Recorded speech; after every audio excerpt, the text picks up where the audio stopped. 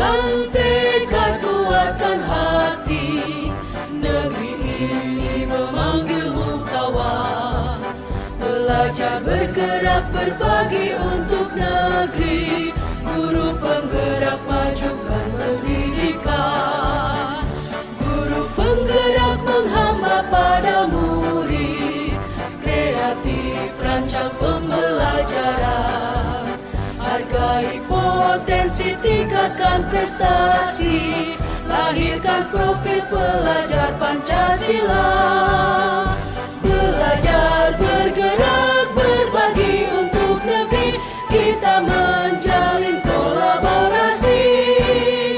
Belajar, bergerak, berbagi untuk negeri, demi bakti pada Ibu Pertiwi.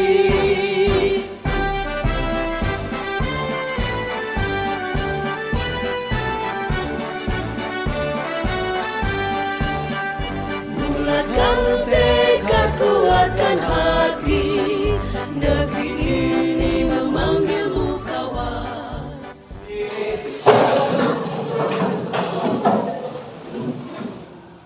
Sebelum belajar, mari kita berdoa menurut agama dan kepercayaan kita masing-masing. Berdoa dimulai.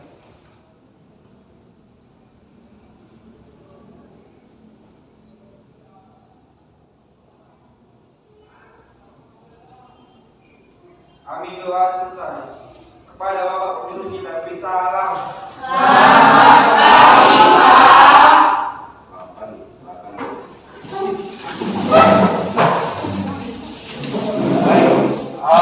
Pertemuan kita hari ini, sebelum kita mulai materi pelajaran, Bapak mau cek kehadiran dulu.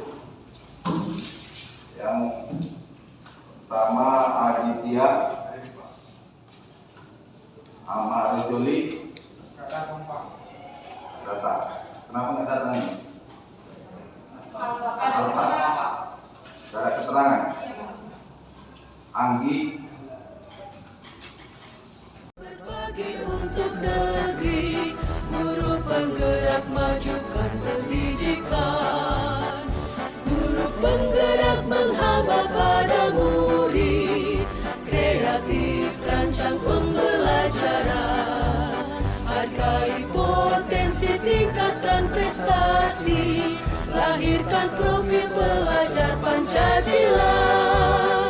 Belajar, bergerak, berbagi untuk negeri, kita menjalin kolaborasi. Belajar, bergerak, berbagi untuk negeri, demi bakti pada Ibu Pertiwi. Belajar, bergerak, berbagi untuk negeri, kita menjalin kolaborasi. Belajar,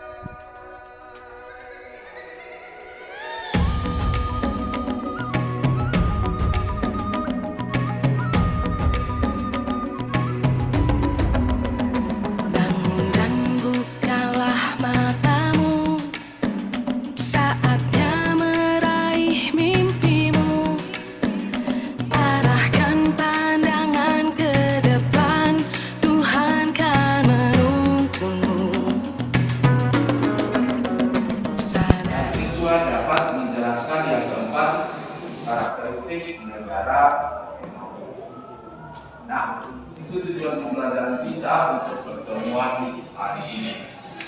Nah, oke, baik. Dalam kegiatan kita hari ini kita mengadakan kelompok yang terdiri dari 5 topik.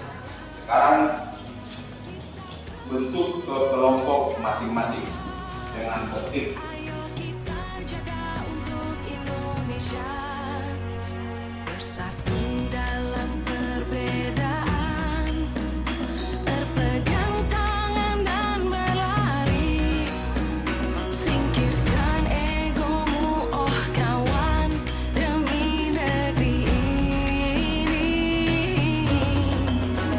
Jadilah generasi emas, cerdas berkarakter itu kita, berjuang dan harus berani, kita terus torehkan prestasi.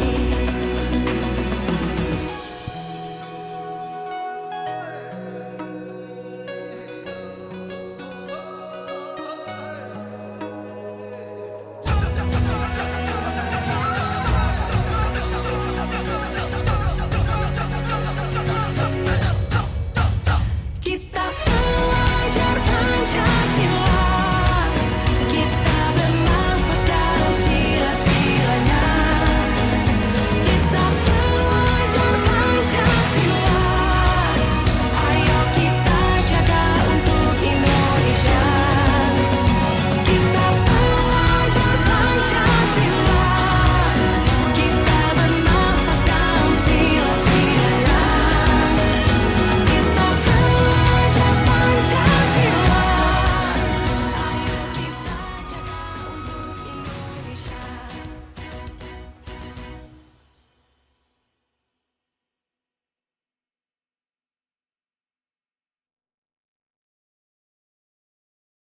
Waktunya sudah selesai. Sudah siap? Sudah. Nah, jadi perwakilan kelompok menjelaskan hasil kelompok masing-masing, dan nanti kelompok yang lain mendengar dan juga memberikan tanggapan, memberikan kritik, saran atau masukan ke kelompok yang sudah presentasi. Nah, kelompok yang mengerjakan tugas kelompok 1 mana? Ya, oke. Yang mengerjakan tugas kelompok 1 duluan, silakan. Kami dari kelompok 1 yang beranggotakan Nova Purba, yaitu saya sendiri, kedua Yosia Sinaga, ketiga Sri Ulina, dan yang keempat Esther Sitorus. Di sini kami mendapatkan tugas kelompok, yaitu pertanyaannya, definisikanlah pengertian negara maju dan negara berkembang berdasarkan gambar di bawah ini.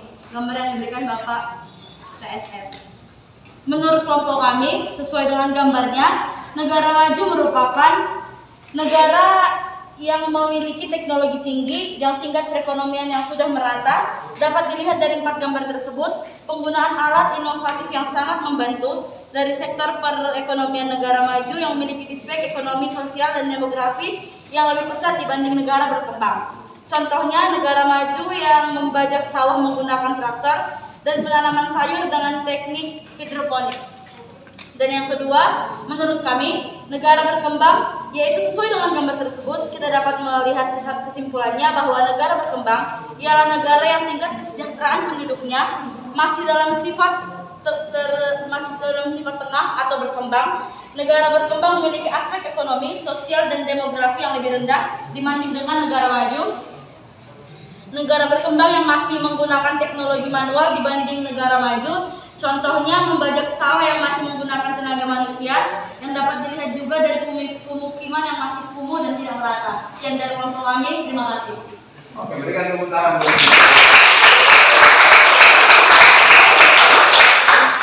Ya. Ada yang memberikan tanggapan atau masukan? Silakan. Tidak ada.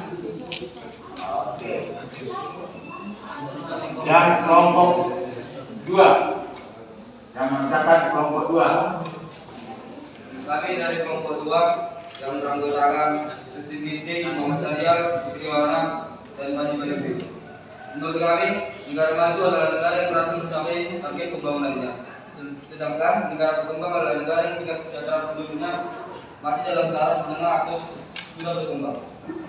Menurut tugas atau gambar yang diberikan Bapak pada kami, yang pertama ada seorang petani yang sedang membajak sawahnya dengan kerbau dan membuat sawah dengan teknologi yang lebih maju.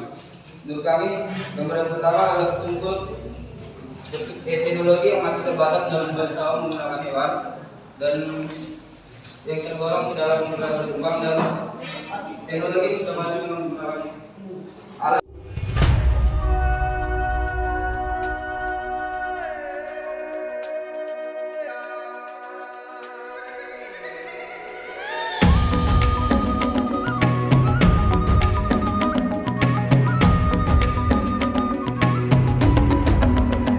Bangun dan bukalah matamu, saatnya meraih mimpimu.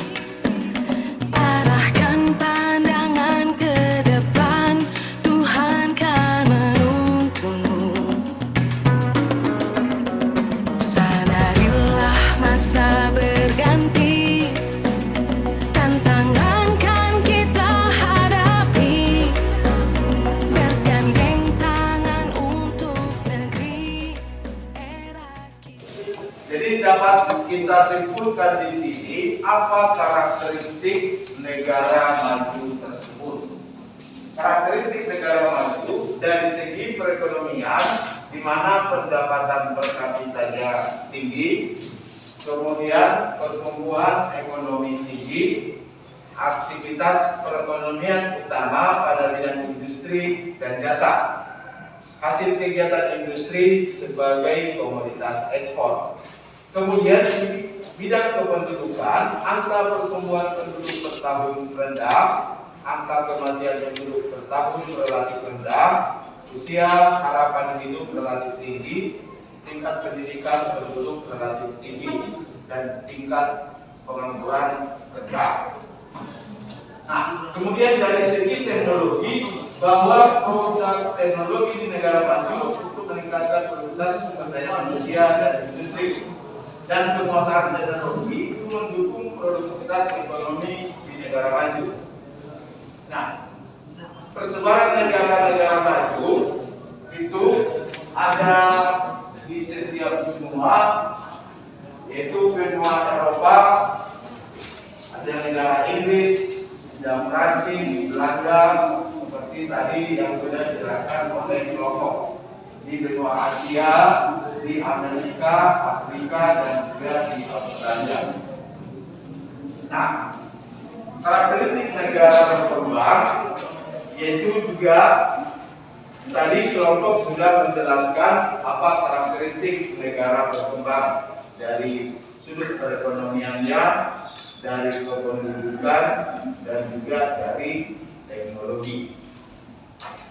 Ya, dan persebaran negara-negara berkembang tersebut ada di benua Asia, termasuk juga Indonesia, ya, sebagai negara berkembang.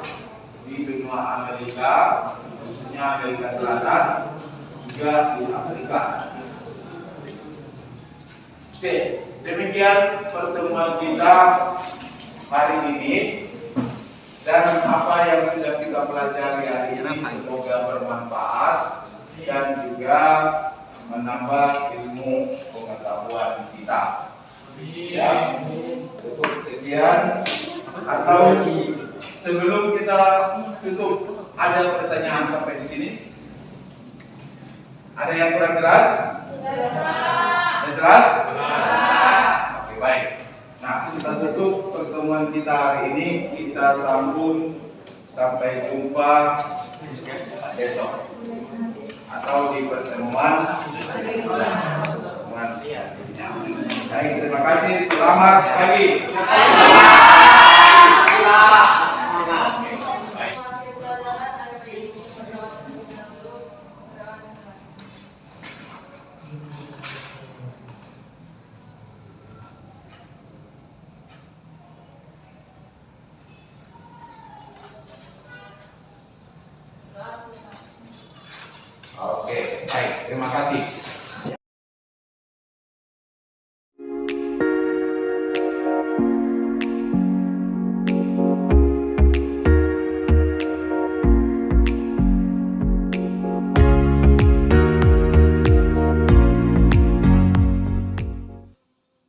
Berikut adalah perasaan saya setelah melakukan perencanaan dan juga pelaksanaan kegiatan aksi nyata modul 2.2, yaitu tentang pembelajaran sosial dan emosional. Pada tahap awal dari perencanaan aksi nyata ini, saya menyusun RPP berdiferensiasi yang di dalamnya memuat pembelajaran sosial emosional.